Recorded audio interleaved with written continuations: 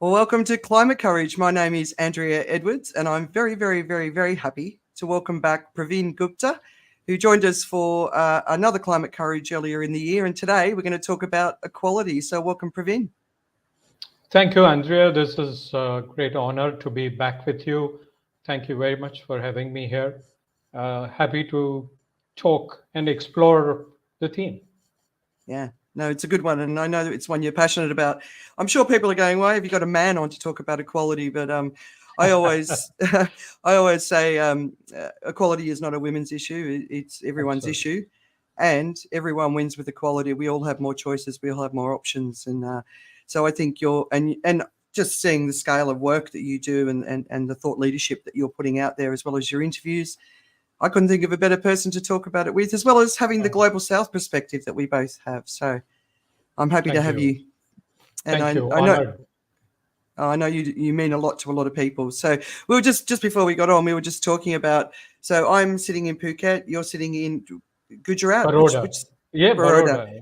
Yep. Yeah, and I just saw recently the temperatures at this time of year are basically summertime temperatures in November and October. So tell what are you experiencing there? Oh, I'm sweating. I thought I'll do away with the aircon and just try and experience the so-called November morning or noon time. But I'm regretting. But yeah, I'm okay to sweat it out a bit. But I'm just hoping and praying it cools down. I was in Mumbai, after I came back visiting my kids, and Mumbai was horrible. Yeah. Pollution levels. Mumbai and Delhi now compete.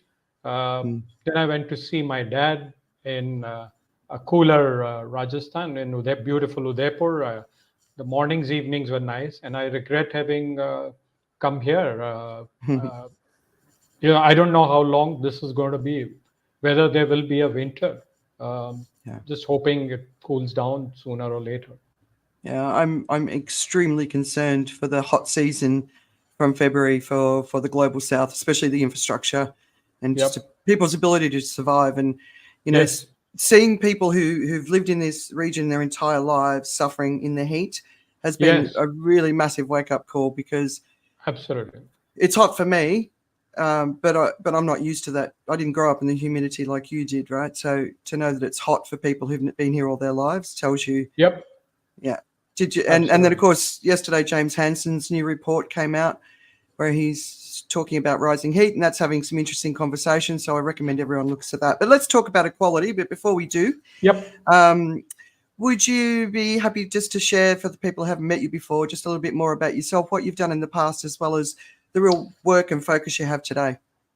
Yeah. So, Andrea, yeah, I spent 40 years in the insurance industry, lucky to have worked in many geographies, particularly Southeast Asia, Far East, two particular markets where I was stationed. One was Thailand, where you are now, and Hong Kong, in very momentous times for both the locations. Thailand was going through a lot of coups and political upheavals, but it was a fascinating time, the lovely people, and exciting times for the Thai economy. Hong Kong, I went just ahead of the handover, and everyone thought it was not a great idea to be there. But again, um, I enjoyed the stint. Family enjoyed the stint, and both these locations taught me a lot about. Of course, I was warming up to climate change. It wasn't called climate change, so I would talk about greenhouse gases and whatever jargon that prevailed then.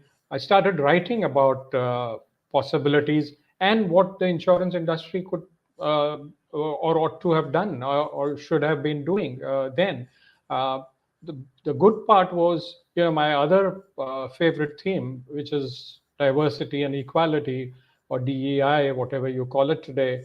Um, you saw women in very active role, whatever these were, from grassroots level to top leadership. It was very, very, positive sign because you walk into any office in Thailand, it's all women. Much of the workforce in Hong Kong is women. They would sometimes shy from leadership roles, but Is leadership role always that important if women are respected and treated as equal? Um, Mm. yes, I won't use that as a justification for not having them as leaders, but it certainly left a lot of thoughts. So when I came back, I again went and spent some time in the UK because we were trying to establish a joint venture in India, and I was kind of concerned, and that kind of echoed with a lot of people I talked to, women and men. One, with due respect, uh, the old white men, and absolutely lack of uh, leadership roles for women in the financial services. There were very few. I'm talking of 1998 and thereafter. If I travel to UK almost regularly, at least once a year. I haven't seen any dramatic shifts. Um, but having said that, we are here to talk about South Asia, Southeast Asia, and where I am at this point of time. Happy to, kind of explore this further as we go along. Yeah, no, it's a global issue, and it manifests in many different ways, and I think that's a really Absolutely. important point. Um, the harder challenge, of course, is for women in the global south. The challenges are incredibly unique, and I Yes. think I think this region needs more of a voice. Yep. I listen to the media, and it's always a northern hemisphere or a western sort of slant, and Yeah. I don't think we're necessarily getting the full story. Like the last heat wave that hit India, I still have absolutely no idea how many people died in that hot season. Have you got any idea of the scale? Oh, it's a, again, not reason, something to boast about or whatever, but it's just that people have become hardy. They can deal with the heat, and perhaps there's still some margin to deal with it, but it made their lives miserable. The productivity went down. So it's not just about survival. It's Yeah, also about staying productive, staying healthy, staying happy. Poverty and happiness are not mutually exclusive. There are lots of poor people I have known and see, and I see them happy, and I see smiles and laughter and whatever. But again, that doesn't mean that they don't deserve a better climate. Sometimes they are helpless. Sometimes they do something about it. There are pockets where people have planted trees. They've looked after their environment. Um, they may not understand ecology in a formal sense, but by and large, they're suffering because they can't work. And women obviously suffer the most. mm, I recently did a piece, it's not that recent, it was sometime early in the year for the Chartered Insurance Institute Journal. I was very excited following a news story about a cover one of the international foundations had helped create for a location called Ahmedabad, which is not too far from here, and in the state of Gujarat, where women workers who were in unorganized industries, more like a gig worker, and much of work they did was outdoors. So they were mm, very much prone to heat strokes and inability to perform anything in that kind of heat. So this foundation helped create a cover for women so that when the temperature levels exceeded a certain threshold, they shouldn't be working, and they should be in shaded places and looked after during that period of time when the temperatures fall, and perhaps align their working hours to early mornings and late evenings, and yeah, abstain from exposing themselves to the heat that would otherwise burn anyone. yeah, yeah. Yeah. So, Mm. sorry, it's a bit No, roundabout no. answer, but I'm trying to explore. People suffered for sure. Many have uh, learned to deal with it, but this is going to get worse. We need to do something. Uh, what we are seeing is still lip service. I just gave you an example of an excellent initiative, and I hope those kinds of things grow. while we also try and address the overall climate challenge. Yeah. No, I agree. And, we are going to get to a point where it is unlivable. So Exactly. even the shade won't help. They need air conditioned environments, right? So okay, equality. So I'll just set the context. So when I put together the words to explain the event, I shared how 12 months ago a UN report was released that has said achieving equality could take nearly 300 years. Now, before the pandemic, equality was at about 125 years, and I know for a lot of people they think that's like, what? That's crazy, 125 years, but 300 years. And then, of course, you've got to think of all the different countries in the world, Afghanistan, even what's happened to women's rights in the US around abortion and access to the right sort of health care. So, but in the study, what it's doing is it's highlighting the crises that are impacting women. Of course, the pandemic, which is still impacting people, that hasn't gone away. War and conflict, which is obviously on the rise. Climate change, as well as the backlash against women's sexual and reproductive health and rights. So when it comes to who suffers the most in all of the crises in the world, it's always women and children. But equally, when it comes to who should be at the table to make the decisions or to be a decision maker, we need to have the female lived experience at the table, because it is a different experience to men. Like there's a great example I think in Holland, where they started looking at roads through women's eyes. And basically before they realized it was always through men's eyes, so they built more highways. When they looked at it through women's eyes, they made sure that the footpaths were more walkable with the pram, or the 5 minutes to the bathroom, or all that sort of stuff. So anyway, but I don't know if you noticed, yesterday there was an article in New York Times. It says China's male leaders signal to women that their place is in the home. You saw it? Yeah. Okay. So China is facing an aging challenge, as well as many other countries like Japan.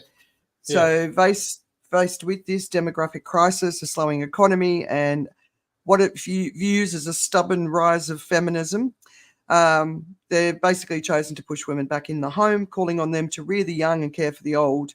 The work is essential for China's path to modernization. So that when they say something like that, this isn't an option. The whole society will be structured around it. So, and then, more broadly, there are now 110 million misplaced people in the world. That's a record, with over 36.4 million refugees. 50% of refugees are, of course, women and children, who are at greater risk of sexual violence, general violence, slavery, sexual slavery, and you name it. So let's start with women's lives in the global south. So a couple of years ago, Praveen, you published a blog that was titled "A Bunch of Narcissists and Other Writings," written by Surjit Sana. I think I need to look into her. What you shared was very compelling to me, and I think it really sort of illustrated the issues that women around the world, but especially in the global south, face every single day. The inability to break free from oppression is in the article too. And, if women don't have a choice, then that can mean a lifetime of terrible suffering. So I know you can't speak for everyone, but I know you've also been paying attention around the world, as you've already shown us. So could you help our audience understand life for women in the global south, how they live their lives, the burdens, the risks, and so forth, especially compared to the wealthier nations on our planet? So I thought a really good place to start is understanding of life for the majority of the world's women. So over to you, Praveen. Thank you, Andrea, for that provocation. And, I'm glad you picked up Surjit Sarna's article that kind of moved me a lot. She's a friend's mother, and I've known her very, very closely. And she's just a day younger than my late mom, who passed away 2 years ago at 91. So you can imagine how old she is. But she represents, one of the multiple segments that operate within the country. Again, India is such a vast country. It is a macrocosm of the South Asian story, which accounts for almost close to the total women population in South Asia could be touching 1 billion. And it's anybody's guess what the exact population is like. So that's the number we are talking of. Now, just to say this is South Asia, or this is what happens, is probably generalizing a bit too much. There are women who are lucky being born in good, enlightened families. There are women who are born in very rich families. There are women who are struggling to be part of the middle class. There are women who stagnate at the bottom of the pyramid, and that's where the struggle is, and that's where the big numbers are. So I must give a bit of personal insight where what motivates me is again a lot of it is what I saw when I was growing up and what I was hearing within the family. So my mom was a doctor, and so is my dad, who we forced him out of active practice because of COVID and because of mom's ill health. Now, mom couldn't become a doctor. Had her eldest sister. There were three siblings, all three girls. The eldest sister too was a doctor. She would have been, born in 1920, 103 if she was living.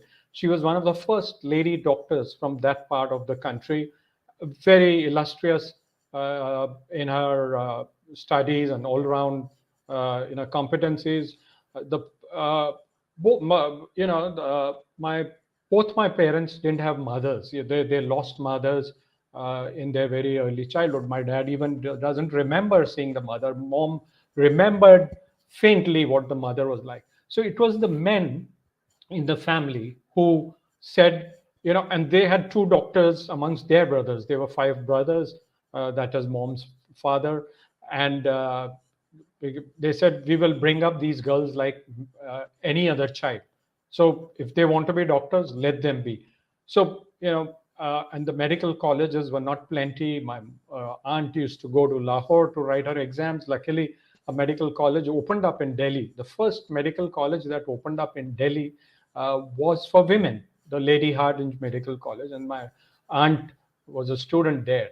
And by the time my mom was ready, with the elder sister as a role model, there was a medical college in her city itself, which is Jaipur, Pink City. So they were brought up like that. My dad, and I'm just trying to tell you the story to give you, a fascinating thought that came to my head. There's so much talk about supply chain, and I believe women are very critical supply chains in transferring civilizational, values.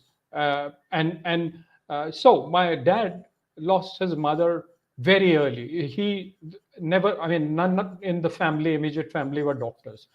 The mother on her deathbed said, and this is a story my dad narrated very vividly, because normally when I would visit him, he would be always busy with the patients and whatever. And he said, look, I don't even remember my mother. And she took a promise from the father, that was my grandfather, that, look, this is the first boy we've had, but I want him to be a doctor. And my grandfather made sure that, my father did move into that. He ended up becoming an eminent surgeon. But who looked after him while the mother was gone? It was the eldest sister. So he had three older sisters who did so much to nurture the young boy, to make sure that the mother's dreams are realized. So that's what I say, that, imagine the role of a woman. She's gone. My grandfather need not have worried, and he said, okay, you become whatever you want, whatever you like. So there was a buy-in in the entire family, and as was in the young boy who grew up into a very renowned surgeon. So he says, I never thought of becoming anything other than what my mom's death wish was. So this is how the ideas are fertilized. This is how the ideas are actioned in reality.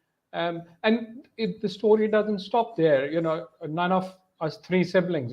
We are two brothers and one sister. The sister wanted to be a doctor and be a surgeon like the father. Uh, Everyone said, okay, you be it. My dad was disappointed. I was not ready to be a doctor, and nor was my youngest brother, but sister wanted to. But now, just midway doing her post graduation in ophthalmology, which is eye surgery, she had to take a back seat because her husband is a cardiologist. So this story goes on and on. Now, amongst her sons, the youngest one wanted to become a neurosurgeon. So there's a whole lot of doctors. My dad kind of tried to dissuade him, saying that, look, the life of a neurosurgeon, I've been a general surgeon. Uh, I was always in the operation theater, or teaching or doing my academic work. Are you sure you want to be a neurosurgeon? The boy is very stubborn. He says, if I want to be anything, I want to be a neurosurgeon. So then everyone's with him. And who's paying the price? The mother. That is my sister. She leaves everything aside, and she just retired as a professor of anatomy in a big medical college, and make sure that she's around when he writes his exams, just to make sure he stays motivated. So this is not a unique story of Praveen Gupta. This is a story of many middle class families who have stuck on to the dreams of their children, and these dreams would never be nurtured and accomplished without the role of women. I mean, the sacrifices they make, sometimes monetary, sometimes physical discomfort, all kinds of other things. So you see a lot of that happening in India. A lot of bright girls making it now. Not all of them into management education or engineering or medical. Now they're getting into all kinds of things. So they're becoming stars wherever they end up. So many of them in developed world, so many in developing world, so many of them doing something of their own. If nothing, many of them I have interviewed in the past. Again, a feature I did jointly with my institute. I found that they said we would, rather than be sexually harassed or pushed because we are women, we'll start something of our own. Maybe that's a beauty salon or whatever. We'd rather be independent. Many of them even have taken decisions not to get married because they believe there's too much of patriarchy. So that's where a lot of dissonance, lot of character and personality building is happening, howsoever discomforting it may be. And then there are, of course, women in rural India who are also subjected to patriarchy and feudalism, who struggle, whether it's because of their energy needs, because of their health needs, because of the education aspirations of children, all these things. But again, India is so diverse. You have societies which are matriarchal. So if you go to eastern part of India, you have matriarchal societies. The likes of Assam and Mizoram and Nagaland and all those states, or Bengal for that matter to an extent, or Kerala, which is down south. I'm sure some of them sound familiar. You may have even visited. But then when you come to North India, there's a lot of patriarchy and struggle. And Surjit Sarna, who you just quoted, has her origins in Punjab, and she was growing up in Lahore when which timed with the partition of the subcontinent, and she had to come this side of the dividing line, and it caused a lot of havoc. But the way she grew up, she believed, that if she sees any form of injustice, she has to fight. So whether it was a domestic worker coming and doing some work in her house, or a neighbor's problem, or anyone else she knew, she would go and give it a fight. Sometimes go and push back the police station. Sometimes make sure that they had the legal support and whatever else. But always there. I saw that in my mom as well. Whenever she had time. It's only when she went away I realized that she supported a lot of girl children. people, driver's child or a domestic helps child, girl child, uh, she would always be curious: are they going to school? Do they need any financial support? So in whatever way she could, she would, give them some money to ensure that the girl child stays in school. So South Asia is a story of amazing diversity, and there can be a billion stories, Andrea, I can tell you, Yeah. very moving, very encouraging. But that's not the way we should be running our society. Women can do amazing things. It's there in their DNA, and we need to leverage that DNA. I can Yeah. go on and on, but Yeah. your question provoked me to say some of these things, and I hope they make some sense to you or give you some insights into what goes on. And there Yeah. is still hope.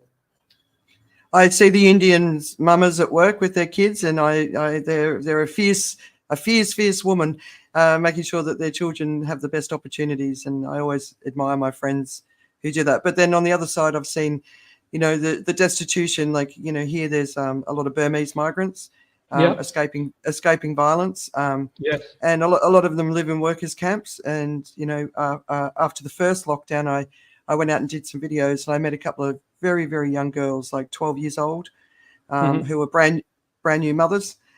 Yeah. And that's not because they were married, but because they're subjected to violence. And Yes. that's very, Yeah. very common, right? Yeah. So that happens all across. Whether it's Nepal, whether it's parts of India, whether it's uh, Bangladesh, Pakistan. Philippines. Yeah. It's a bioregion which has a lot of similarities and a few dissimilarities, uh, enough diversity. But yes, the most vulnerable, uh, human is the girl child, uh, and as she grows up, it's the woman and the children. They go through a lot of hell. Uh, Not all of them go the devious way. Many of them choose poverty over doing devious things, and many of them escape by uh, sometimes by luck, but generally with the support and nurturing of the mother, who Yeah. would have sacrificed amazing amount of things, by staying hungry, by staying despite being unwell, ignoring healthcare, which may cost her money, which may mean the child is deprived of his or her dues. So yeah, I mean, it's just mind-boggling, the amount Yeah. of stories that would come out of just scratching the surface. Yeah. The sacrifice of the mother. All Yeah. right. So let's move on to leadership. So, I think everyone's aware that things are escalating rapidly now in the environment, and we're seeing some very, very extreme events happening, Yep. Acapulco to the storm that's lashing Europe at the moment. So, why do you think it's so critical that women are in leadership roles in the fight for our future, and what do you think it is that women bring to the table? Oh yeah, that's a very very fascinating but intricate question to attempt an answer. But yeah, I was just looking at, you know what would you ask me, and what do I think women bring on table, and I just scribbled a few things, and again, these are things that some of the girls from, I think one of the girls I interviewed from Africa. And for just digressing a bit, each year, last few years, I've been talking to upcoming women leaders just ahead of the COP. Um, this year, I decided I will not. I'll talk to only one leader, and you will soon see when the interview appears, and you'll be very fascinated by that character. But before that, last 2 years in particular, I talked to a lot of them from different parts of the world, from South America to down under, literally. And uh, uh, what impressed me was one or two girls in Africa, what they told me, and I scribbled that. And she said, "You need women. You don't need to call them leaders, but let them create wins. Uh, they will fix the climate action. Uh, they will bring the gender equity. They will bring food security, and they can ensure poverty reduction. These are such powerful actionables, and this is what the world requires. Everything that we see today, the crises, uh, whatever leads to those crises and whatever results from those crises, is about these factors.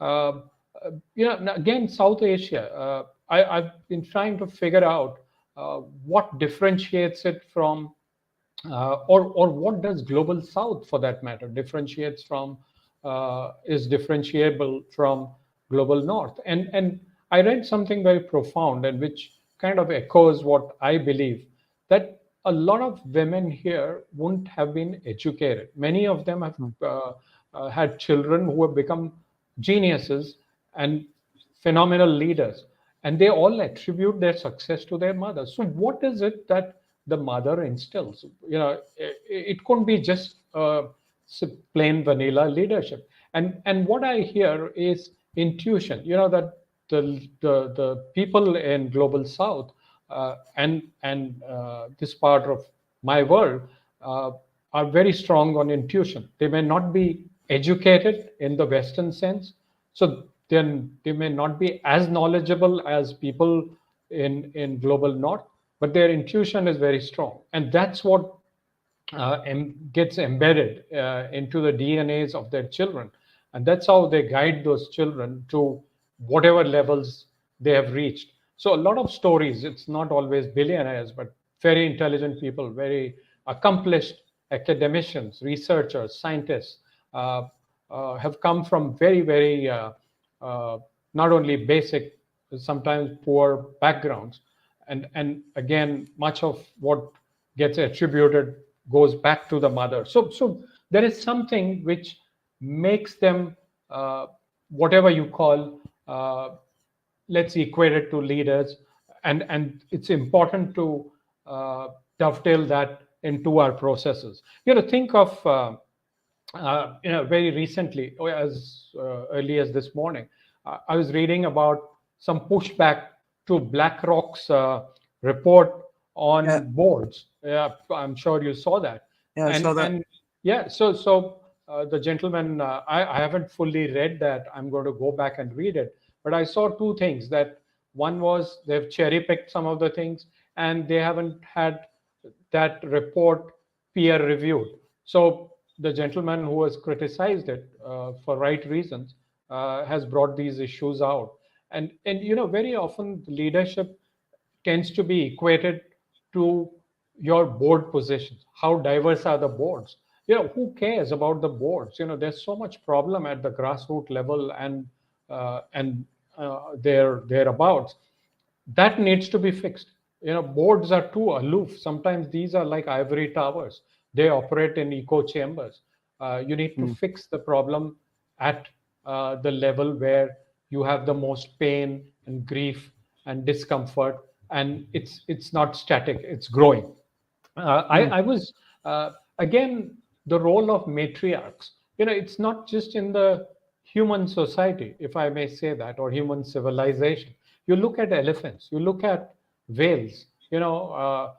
I whenever I have an opportunity in Pacific Northwest, I look for, go for whale watching. What is most inspiring is the grandmothers looking after the pods, and teaching the newborns the music, the signaling. And I often wonder, with the noise level in our oceans going up, how do, have the grandmoms, the matriarchs, taught those pods about how to deal with uh, that kind of dissonance in the waters, and yet communicate. You look at elephants, it's the grandmoms who Yeah. look after the values and culture and whatever, and we are killing them and slaughtering them. There's that can go on and on. So, Mm. and again, look at, it's not the gender issue is not just binary.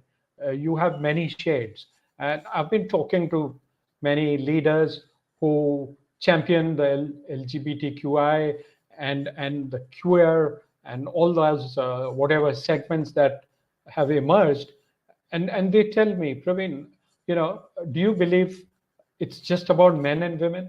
There's so many shades, and Yeah.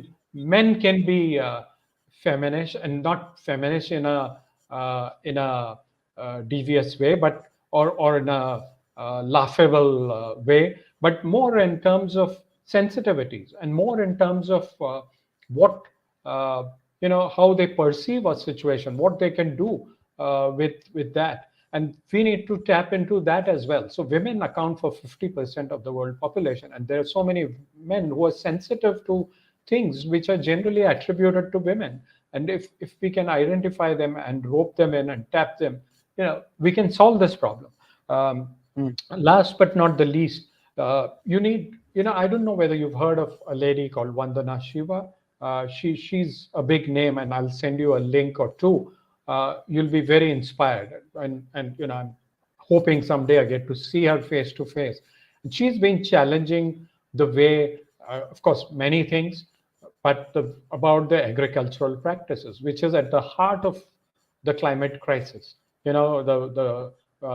It causes climate crisis in many ways because of the emissions, but it also is going to be affected seriously, and thereby cause severe problem for people, big populations like in South Asia, if they're deprived of food, because the soil is challenged, water supply is challenged, temperatures are going up. So Vandana Shiva has been championing the cause of seeds and the diversity of seeds. She's been pushing back all the kind of what you call the industrial agriculture practices, which is depriving uh, the diversity of seeds and agricultural practices. Those are the kind of leaders who are playing a mother to a society or a huge demography which is going to face existential crisis. It has already begun to, and unless that is fixed, and unless you do something about that, and unless you let leaders like Vandana Shiva take control of this situation and empower the farmers. She works with a lot of farmers across, and she's highly respected in that space. And I Mm. thought I should mention just one leader, because when I think of a woman leader, I think in terms of what is it that this world would really need in terms of um, traits, characteristics, a value proposition, and she stands out in my mind. Uh, Yeah. so I just thought I should mention. So I Yeah. can No. go No. Absolutely. on and on and on, Yeah. but that's what you need. And leadership is not cast in stone. Leadership is evolving. What you see and believe is leadership is not leadership uh, just by itself. It is also about intuition. It's not just about knowledge. It's not about an Ivy League degree. It's Mm. about having that sense of being protective, nurturing, and ensuring the well-being. That brings in equity and good health in a society. Nice. Joe's just said mothers especially are great at supporting their children. I think it's a habit of thinking that leaks into corporate life. I agree. And thanks for checking in, Joe. There were a couple of things. So the matriarch comment, I think one of my messages is it's time for the matriarchs to rise. Yep. So I put together a speech on that a few years ago. I need to relook at it but it's not just matriarchs, it's men too. And I call men ambassadors. So the best of Yeah. men. Yes. But the other point that you made that I thought was really, really valuable is the power of intuition. So I learned to trust my intuition in the 90s when I first traveled through the Middle East, and I could sense danger. And if I paid attention to my intuition, I got myself out of danger. If I didn't, I put myself in danger. So I learned to trust it. And it's not a skill that is valued. It was never valued in a corporation. So I learned how to find data to back up my intuition because it was always available to suit the data people, right? But the idea that intuition is such a powerful mode of not because it's versus education. I thought that was a really interesting thing that you said, that just trusting our intuition and getting back in tune with it again, I think is Yep. something that the world could certainly benefit if we did that. But Absolutely. okay, let's get on to something quite specific, but I think it's an important one. energy's been on the blink this week where we are. I don't know what's going on, but something else that you wrote about was energy access, and it's still not considered as one of the big levers for women's economic development, which I think is a really interesting point. So I think many people in the Western world have no notion about what a lack of energy means, although that may Yes. soon be an experience that we all understand. So can you help us understand why energy access is so important and how it benefits not just women but broader society? Yeah. I mean, Yeah, thanks, Andrea, for asking that. Essentially, you look at what is a basic unit of a society. It's the family, and what is it that a family does, in a household. And you would have children, you would have need for some degree of entertainment or access to, say, something like a radio or a television or something. So everything is so much energy driven. You can't just switch on something without charging it, and the backup comes from power generation. Now, look at what happens, say, in much of South Asia. A lot of women, they have no power supply.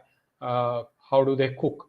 How do they do anything else that we take for granted? You just switch on something, and whether it's a light or a television or a music system or whatever, and everything. Or now you have electric cars, so you just plug in and everything gets going after you've charged it. But imagine a life without none of these.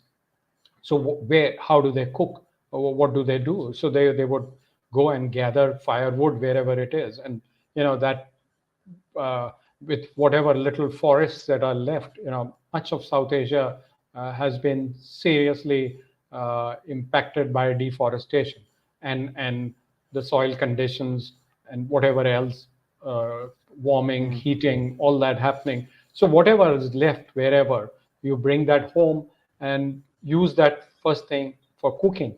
And so you will have a makeshift whatever stove to heat and cook, and then you inhale the smoke. And a lot of women develop respiratory ailments because of what they inhale, because of that. Then nighttime, there is no power. Some of them may have lamps, and read with that dim light. Some of them may be lucky; they may be in cities, so they will go and sit by a street light and read. You can see that across wherever. It is a vicious circle that you get caught into. From food to uh, your ability to educate, to your ability to entertain, your ability to be in comfortable situation. There's no light, so there's no fan. Forget air conditioning. Um, so all that happens. This is rural India. This could be in cities. It could be in even Mumbai, where people live in slums. Some of the slums are, by the way, are very well provided. They will have air conditioning and everything. But then there are some slums which have none of these. So the point is, life is challenged, uh, and it all revolves around energy. So they may go and buy kerosene. They may have to line up uh, wherever it is, and with the fossil fuel, kind of challenge globally, uh, kerosene prices have gone up. So fossil fuel as a source to light their stoves to cook, or lamps to read, also diminishes or virtually disappears. So this is at the very bottom of the pyramid uh, level activity, where you are stuck. It's about your survival, it's your existence, uh, daily struggle, fight. And women have to fend for the family. Much of the time the men would prefer to go out and work. A lot of women work too in unorganized sector. but then she has to also look after all the family's various needs, some of which I just gave an example. So power and energy is so important.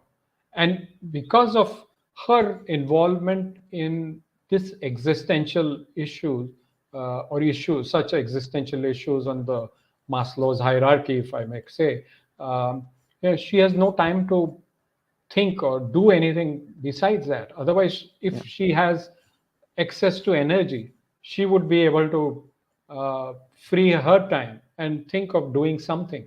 So, in that article, which you perhaps read, uh, I mentioned about how some of the women got access to, lamps which were working uh, in the night time, so the children could read, women could free themselves from going and looking for uh, what you call firewood and stuff like that, and spend more time for themselves. And they were then given agencies to sell these lamps, uh, with which they could get some surplus income, and thereby educate the girl child, and ensure that they move up the hierarchy, and equip themselves with some kind of formal education, which will make them better placed in this hierarchical sense, not Yeah. as just on the scale of hierarchy, but in terms of self-sufficiency, well-being, health, and all that stuff. So energy is so central, and very often living in societies where you take these things for granted, you miss out how difficult it is for women to lead a life at that level. Imagine 1 billion women in South Asia, close to 1 billion, uh, a significant population at that uh, level of Maslow's hierarchy. What could life be? Yeah. Yeah, you say 1 billion in South Asia, so there's probably at least 2 billion across the global south or more Yeah, experiencing this. And it's such a, to me, when I read that article about, especially about the women in Rajasthan selling the solar lamps, which yeah, just opens so many opportunities, right? For exactly, not exactly, just for them, but also for their children, and the opportunities because the children can absolutely, study because they've got lights. And absolutely. but when you read through it, and it's like the amount of deforestation that's happened because of the need for energy to do basic things like cook food, or Yeah, so if we could solve that challenge, we've got a couple of billion people who are living in a way like I interviewed a guy called Auja who's working with refugees in Uganda, and one of the first things they do is teach them how to be sustainable, so they don't set up their refugee camps and chop down all the trees and do all that sort yeah, of stuff. So there's so much that we could be doing at such an important level with these billions of people who are struggling to survive, and which gives them a step up. So we in the wealthy world need to take big steps down in our consumption, but while we're doing it, we need to give the people who are struggling a step up. And to me, it's one of the focus areas that could make the most massive amount of difference, and it just doesn't seem to be getting the global attention. I think I saw the UN. One of the stats was 0.4% of investment goes into initiatives that support women of all the budgets, So we're not even pretending to do enough. It's a joke, right? And it would yes, make a big difference. Women's health is obviously another one, and absolutely. it was interesting reading this article. So you interviewed Jerome Tagger on the topic of women's health, and in his work, his team observed that women's health as a topic is largely absent from the ESG and corporate Yes, responsibility conversations and reporting frameworks. So one of the quotes: with notable exceptions, the gender lens is absent from health frameworks and discussions, and the health lens is absent from gender frameworks or discussions. Did I just say the same thing twice? No.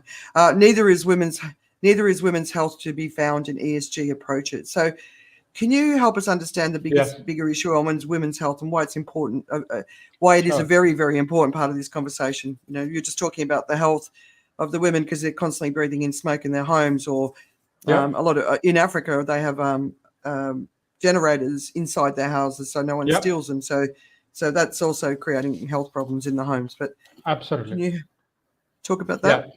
Sure, I will try and get as Big. I know they're close. big topics, but Yeah. So I was quite moved by that, uh, you know, hard truth coming out from Jerome Taylor, and Jerome lives in New York, and the reality he was telling me is about the United States of America. So imagine if the yeah, U.S. of A faces that, you have the red states versus blue states. What happens in the global South, and particularly South Asia? So I really uh, was moved by a very harsh truth. I quoted Naomi Klein somewhere in one of my pieces, and she said, "It's inequality which kills." And mm, it's if it manifests somewhere most acutely, it's in women's health. And you know.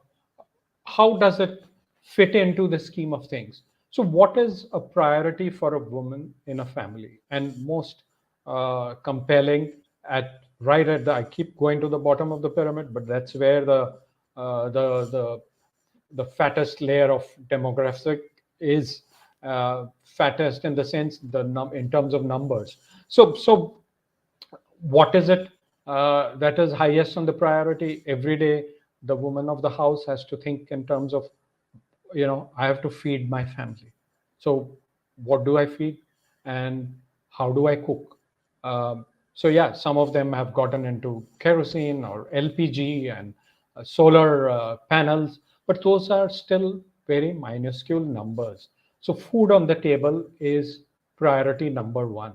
Health is not. Then you look at what else? Children's education.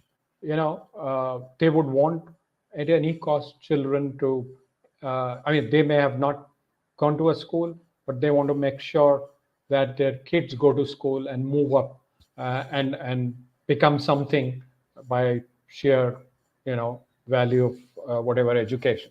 Um, Now, preventive care and stuff like that, what has happened in India, unfortunately, and perhaps all of South Asia, is much of healthcare was part of the government services, like the NHS in the UK, and people could walk into a government hospital and get some of the best medical attention.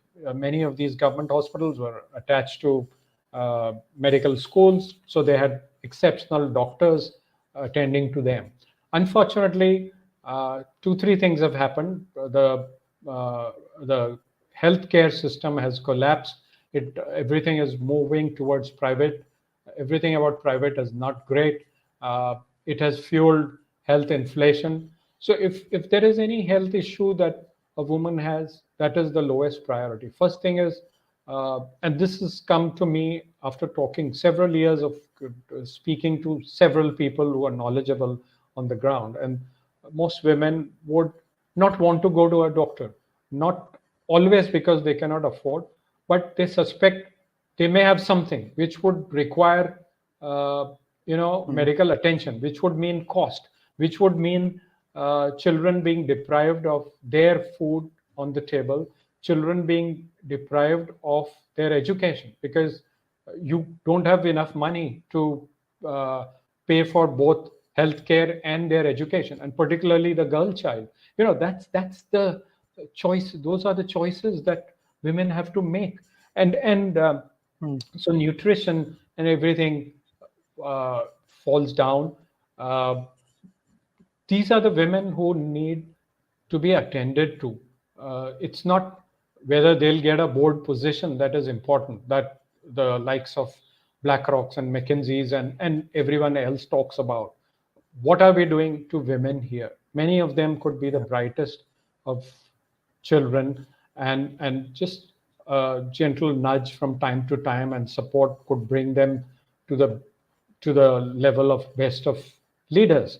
But their mothers are struggling.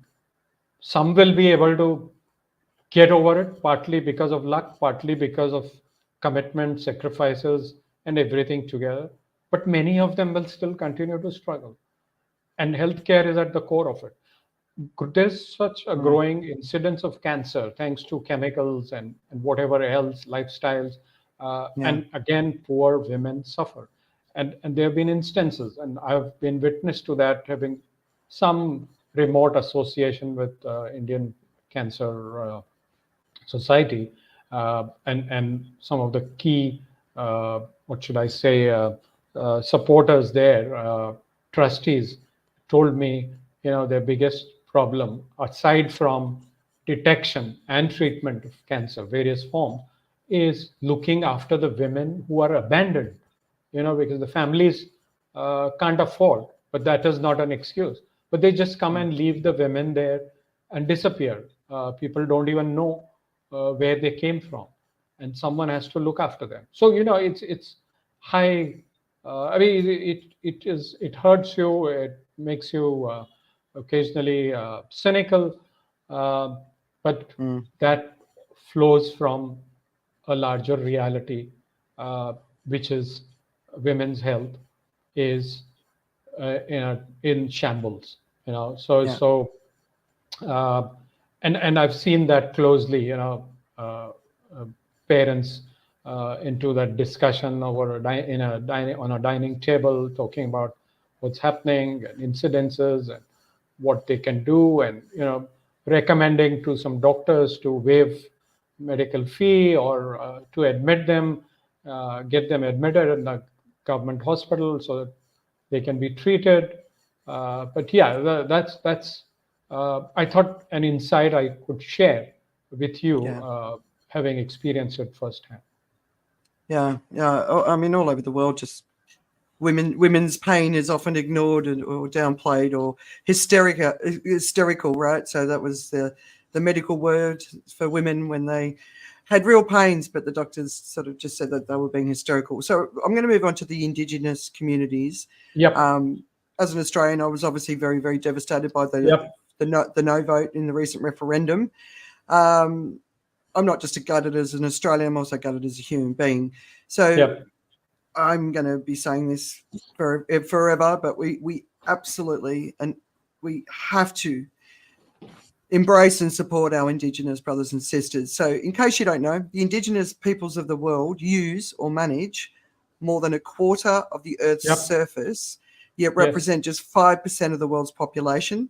And Indigenous land overlaps with 80% of the planet's biodiversity, which means Indigenous communities are critical to all our futures. So, well, we're talking about equality, but to me, equality is everything. It's not just men and women, like you were saying earlier. But what is your view of what we need to do, or how we can raise up our First Nations people around the world?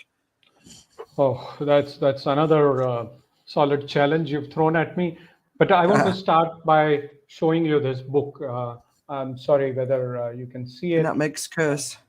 The Nutmeg's Curse, and the author is none other than Okay. Amitav Ghosh. Yeah, so I would sincerely urge you, given the causes you support and nurture, leadership in these positions. He's an amazing thinker, and why I want to mention here is. Um, Basically, and there's another small book, and I thought I should also show you, also by the same author. It's The Living Mountain. Okay. And this is very thin book, but I've never seen something impact me, something so thin, disproportionately impacting my thinking. Mitab Ghosh, I've had the pleasure of knowing him. He lives in New York for much of the time, but he's one of the most well-known English author from India today. What he talks about is climate change and many other things, but he connects the dotted line between colonialism and climate change, and it's very Mm-hmm. fascinating, Andrea. I don't know what to Yeah. tell you. And one of the things that he says, which is very profound, it's not to blame anyone, but of course he attributes, or rather labels, the colonialism of North America as one of the most brutal uh, thing that happened to any segment of indigenous population anywhere in the world. And he graphically demonstrates with a lot of research as to what all that meant. Um, but I'll tell you a few things there. So basically, it's about settlers versus natives. Uh, uh, what he also highlights, which I want to keep alluding to, is that we have stopped believing um, that the earth is a living creature. So Mm. whatever you call it, a Gaia, or the Indian mythology also has a lot of characteristics which come out. Uh, that everything is living. Everything tends to be sentient. It's not just the cetaceans like the whales and dolphins, um, or highly evolved creatures like the elephants. Everything has everything that has life is sentient, and we have lost our respect for all that. And the way we got rid of indigenous population was ruthless, and everything they depended upon. So, for instance, uh, you know, uh, when the early settlers went into North America, uh, they not only attacked or made the indigenous people dependent on certain things which would kind of enslave them. They also got them infected by all kinds of things which the new world was not familiar with. So those guys were not immune. So whether it was a pox or many other diseases from the old world that Yeah. they carried with them, they got them infected. But also, um, they killed millions of bisons. When you kill the bisons, what would the Red Indian do? They, yes, they also depended on its meat, but they would do that selectively. Here they slaughtered all of them, which meant the Indian population, the Red Indian population, had been rendered helpless, and they had to be moved. They were literally enslaved and just forced to do what the new settlers wanted them to do, and got hold of the lands they were looking at. They flattened the lands, they chopped the trees, the old growth forests. That's one of the Yeah. things that I like to visit, and which I did this time as well. 80% of the old growth forests have gone. Mm. Forest fires, wildfires, that you see in Canada or California or wherever else, Australia now Australia, Ontario. at the moment. Yeah. These, when you leave the lands to the indigenous population, they will burn parts of forest according to their native intelligence, intuitively, and they won't destroy the forest. And today, three things are causing these wildfires. After talking to eminent people, I learned one is the glyphosate, sprinkling over the new growth forest. So that causes a lot of Mm. imbalance and lack of diversity in the afforestation process. Two is aggressive forest fire management, which means that you don't allow nature to take care of what to burn and what not to burn. So there are trees, um, like Douglas fir, or the red cedars, which can withstand high temperature and fire around them and still survive. But when you do all this hanky panky with nature, nature pushes you back. So it's again, Mother Nature pushing back Father Greed. But you want to chop the forest for the wood, for your industrial use. You grow forests in new ways which make them vulnerable. You have isolated the indigenous people. Many of them have lost their intuitive sense to look after the forest, but there's still a lot of intelligence sitting there, and they need to be reined in. These are just a few examples. So what happens? Mother Nature pushing back Father Greed. You have bushfires in Australia, you have bushfires all over North America, you even have bushfires in parts of Europe, which got rid of the indigenous population. Siberia. Mm. Siberia again, they killed people, and now they are killing people in the Nordic areas, or they're not killing people, they're making them die because they are depriving them of their lands and the territories in which they flourished, and bringing in hydropower, or digging for uh, all those minerals, whether it's nickel or chromium or lithium or whatever, that will go in for making your electric car batteries.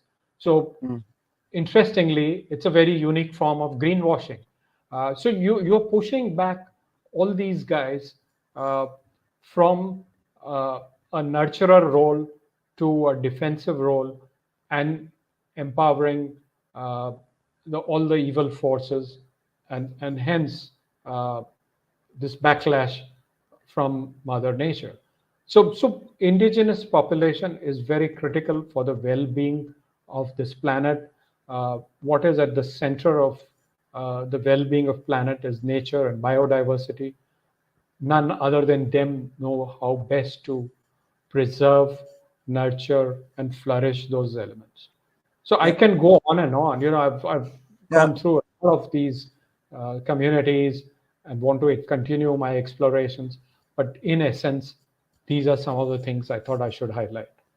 Yeah. And I think if you're hearing anti sort of First Nations people conversations and it's sort of infiltrating its way into culture, that's something that needs to be fought, because Exactly. we need them. We need to honor them, and we need to Absolutely. support No, them. And yeah. I shouldn't forget, one thing just occurred to my mind was in this context. There was one Chief Leons, he's probably still around, of the Turtle clan in North America. And he mentioned something which I picked up from Wayne Dyer. And it said that, look, we, uh, we think in terms of 7 generations. Yeah. So what we are doing today will always come back to us. But if we think 7 generations, are we thinking? Does it require a Nobel Prize or some esoteric science or knowledge? No. If we think in terms of 7 generations, would we do some of the stupid things that our billionaires do and many of Hmm. us support them to do? Yeah. Yeah. So, No, so just we think in quarters and annual exactly, sort of reporting, right, cycles. Okay, so absolutely. just a couple more, because I know we've gone over time, but I knew Oh that there'd boy. be a lot of rich stuff here. Which, but speaking up, so one of the great risks for many people in the global south, especially the indigenous communities, whether they're male or female, is that Yeah, speaking up can actually be dangerous, and we've seen a lot of people murdered across Africa, across Latin America. So and people are murdered every day right across the world for highlighting the incredible risks that we're all going to face, including civilization collapse. So what do we do? I mean, obviously there's cultures of fear, and the cultures of fear are growing, and we need to get our heads around that and getting that under control and stopping that, and we can. Um, but what are your words of encouragement to everyone, but especially women and minority groups, to speak up? What's your thoughts on that? see, I still believe the exploiter is the minority. And you know the exploited are fragmented. So the arithmetic is pretty simple, that we Yeah. all get together and push back. And if you push back, there are men who are concerned, there are women who are exploited, um, there are women who have been successful, uh, there are girls who are growing, um, there are boys who need to be brought up uh, in a more sensitive way. I think it's a society. I mean, it's not. Yeah, the physics of the society is uh, upsetting, but the chemistry of the society needs to be rejigged, and it can be. I believe um, it's just about getting together and pushing back the patriarchy, pushing back the feudal mindset, and I think things will change. There there have been some pushbacks which have been successful. There will be uh, reverse pushbacks. We are seeing that in of all the countries in the US of A. The red states versus blue states is very annoying, but I think the pushback is happening. And when I listen to some of the leaders at the front end, and not all of them are women. They're men who are equally concerned about the causes that affect the society and impact the society and must be addressed. And it all boils down to how well we look after women. I think it's all getting everyone together, and Yeah. the more desperate it gets, the faster this coming together will happen. Yeah. There is no shortcut. This must happen, and this will happen, I believe. Yeah. So the research sort of indicates 70% of the human race are decent, good people that Yeah, want to do the right thing, want to take care of Earth, want to live within the sustainable boundaries. So that, so that's just the natural human inclination. But we've got this 30% who sort of sit in the narcissistic, sociopathic. yeah, And this is academic research, right? yeah, And I found that a really interesting insight, because they tend to want to be government leaders, they tend to want to be business leaders, the bankers, that not everyone who's in those jobs obviously, but that type of people yeah, tend to go into those sort of leadership roles, and then they're exactly. running the earth, right? So Yeah, the obligation on the 70% of us is, do we want to continue with the path that we're on with them leading us? Or do we absolutely. finally say, no, we're not going to do that anymore? And the only way we can do that is to have the courage to speak up.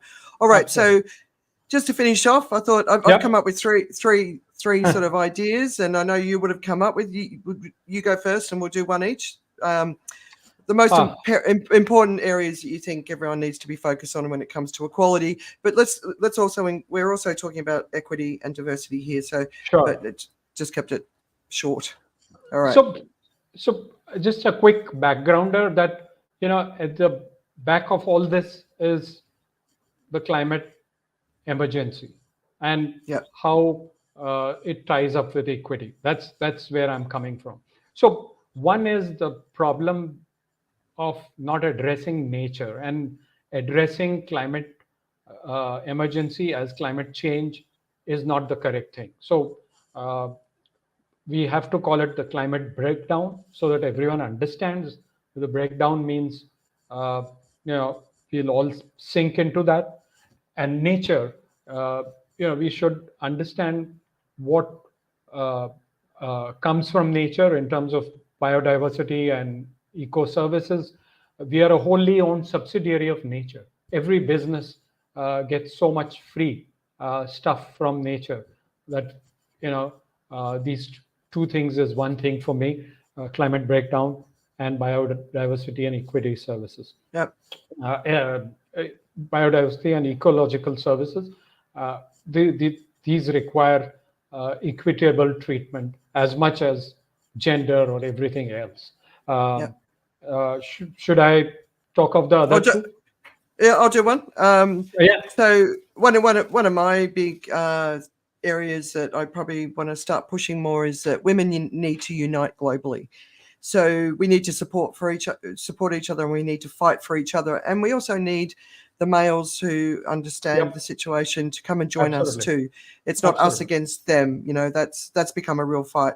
absolutely. So there's a fantastic documentary. I can't remember what it's called, but it's Lily Tomlin and Jane Fonda, and they're talking about the feminist movement in the 60s in the US. And basically, the white women in that community said to the black women in the community, what we're going to do is we're going to fight for what we want, and then next, once we get what we want, then we'll fight for what you want, and that sort of split the Okay. community, because Okay.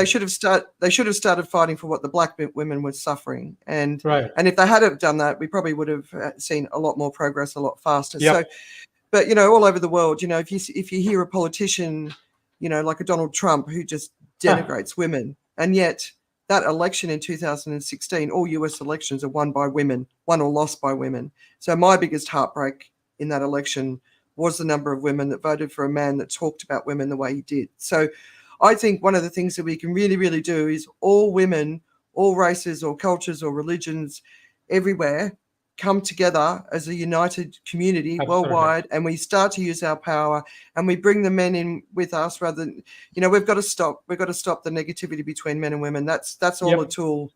It was a power plays anyway, but yeah, I think, and we have to reject anyone that wants to take women's rights away. So that's one of my big ones: come together and unite as a Fantastic. sisterhood and bring the Yep. brothers with us. Yeah. Absolutely. Else?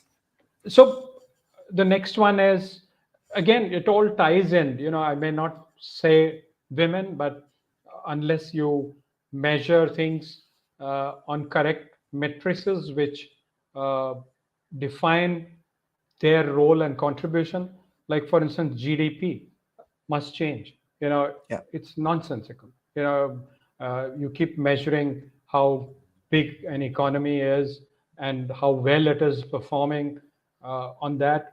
You will never think in terms of softer issues, which encourage sustainability, which ensure sustenance and overall societal well-being.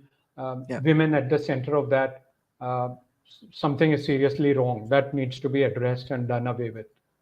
Yeah, absolutely. Yeah, total economic revolution is absolutely vital, right?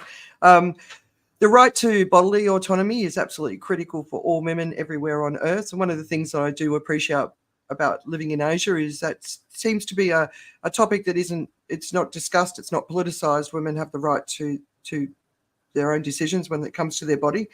But the other reason is we can't just keep growing the way we're growing. There's already Absolutely. 8.1 billion people, right? So, but when a woman has the right to decide how many children she has, she can offer them different levels of education, different levels of health care, maybe even taking care of her own health care.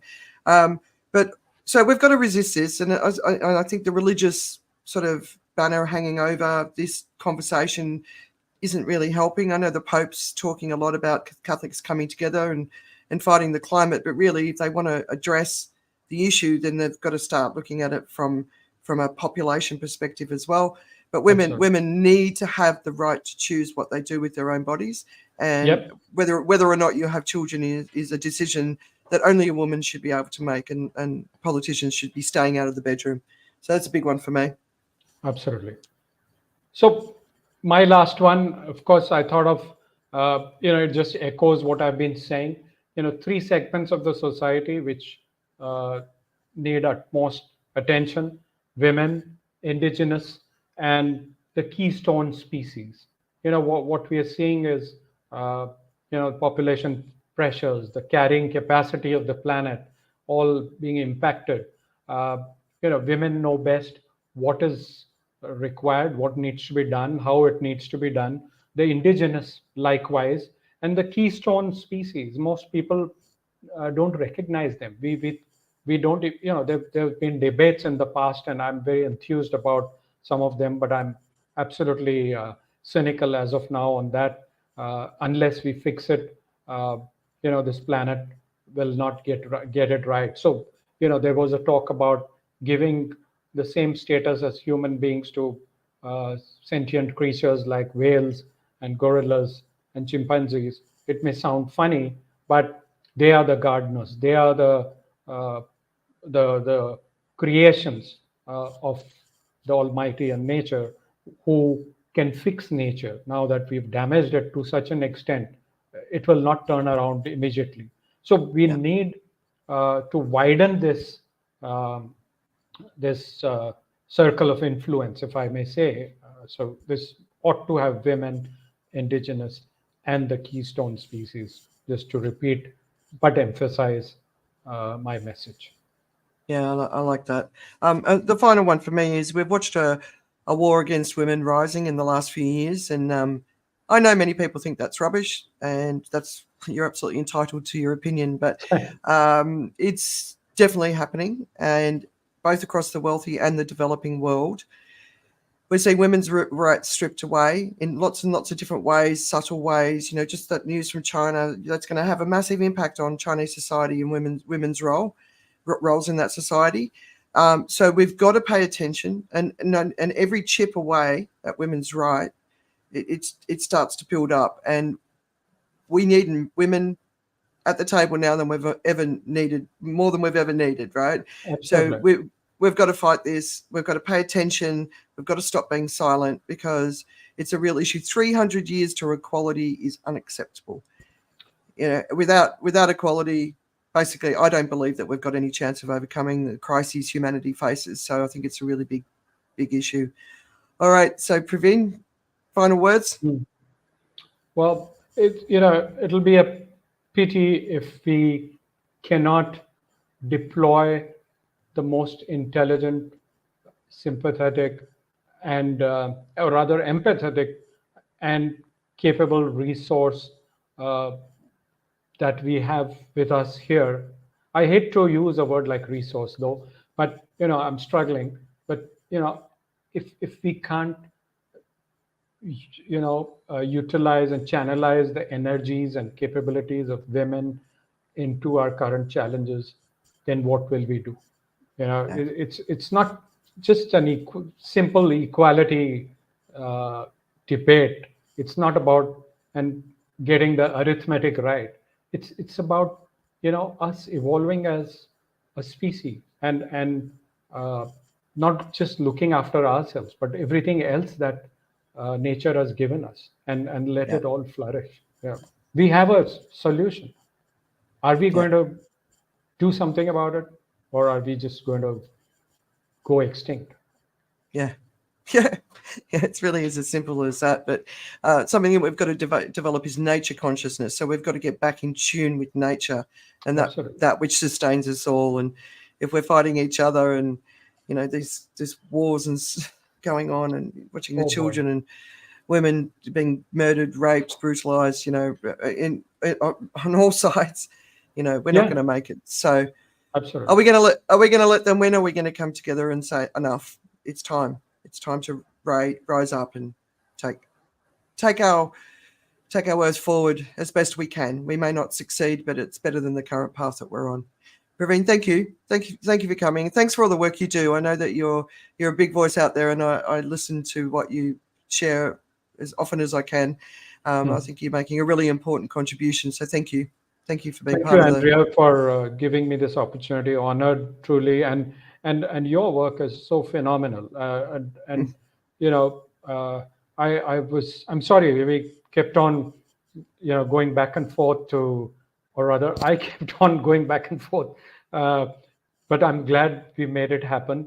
But you make me think, and you do such an awesome work. I would say please keep up with that as my modest whatever thought. And God bless. And may you keep inspiring people all over thank you. With your wonderful work. Thank you so much. Thank you. You know the cost of the work, right? Absolutely. It's hard. Yeah. It's hard. All right, guys. Hard. Yeah, it's really hard. All right, thanks, guys. Really appreciate you joining us, and we'll see you back next Friday for the No Show. All right. Thanks, Praveen. My pleasure. Bye Bye, everyone. Andrea.